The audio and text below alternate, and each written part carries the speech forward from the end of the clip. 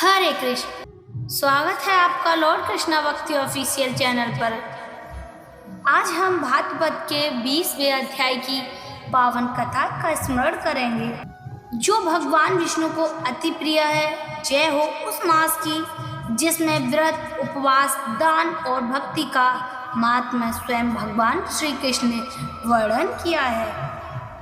एक समय महाराज युधिष्ठिर ने भगवान श्री कृष्ण से विनम्रता पूर्वक पूछा, हे माधव, हे जनार्दन, कृपा करके बताइए कि भाद्रपद मास के शुक्ल पक्ष में कौन सा व्रत, कौन सा दान, कौन सी उपासना करने से मनुष्य पापों से मुक्त होकर पुण्य को प्राप्त करता है। तब भगवान श्री कृष्ण मुस्कुराते हुए कहते हैं, हे धर्मराज, सुनो, भाद्रपद मास का महात्म्य अनंत है। इस मास में यदि कोई मनुष्य प्रातः काल पवित्र नदियों में स्नान करता है, उपवास करता है और दान देता है तो वह करोड़ों जन्मों के पापों से मुक्त हो जाता है। श्री कृष्ण भगवान जी कहते हैं, जो भाद्रपद मास में गंगा, यमुना, सरस्वती या किसी भी पवित्र सरोवर में स्नान करके उसे अश्वमेध यज्ञ के बराबर फल प्राप्त होता है। स्नान, दान, तप, होम कृत भाद्रपदयुते सर्व भवति तद्विष्णो प्रसादन संयम। इस मास में अन्नदान, वस्त्रदान, गौदान और दीपदान सर्वोत्तम बताए गए हैं। विशेषकर अन्नदान करने से पितृ तृप्त होते हैं और कुल का उद्धार होता है। श्री कृष्ण भगवान बोले, हे युधिष्ठिर, भाद्रपद मास में जो मनुष्य भूखों को अन्न देता है वह मुझे ही अर्पण करता है। इस मास में एकादशी, पूर्णिमा और अमावस्या का व्रत अवश्य करना चाहिए।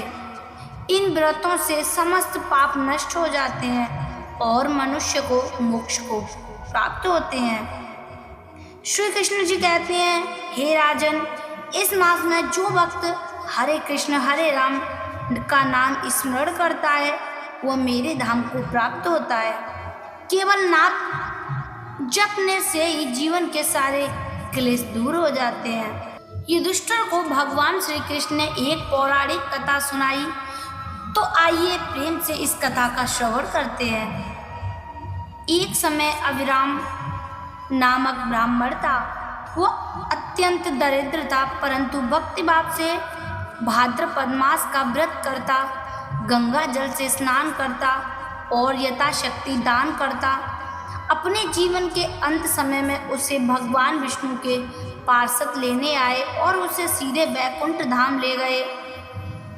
इस उदाहरण से भगवान ने युधिष्ठिर को समझाया कि भक्ति भाव से किया गया साधारण सा दान भी अमूल्य फल देता है।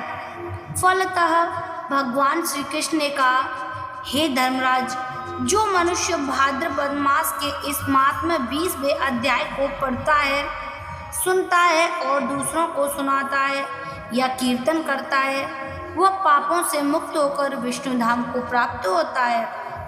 इस महात्म्य के श्रवण से पितृ प्रसन्न होते हैं और मनुष्य के कुल में कभी दरिद्रता नहीं आती। तो भक्तों, इस प्रकार भाद्रपद मास का 20वां अध्याय हमें सिखाता है कि जीवन में पुण्य प्राप्ति का सर्वोत्तम मार्ग है तीर्थ स्नान, अन्नदान, व्रत, हरि नाम जप और भक्ति। जो भी इसे अपनाता है उसके जीवन में शांति, समृद्धि और मोक्ष की प्राप्ति होती है। तो भक्तों, यह थी भाद्रपद के 20वें अध्याय की पावन कथा। अगर आपको यह कथा पसंद आई हो तो लॉर्ड कृष्णा भक्ति चैनल ऑफिशियल को लाइक करें, सब्सक्राइब करें और शेयर करें।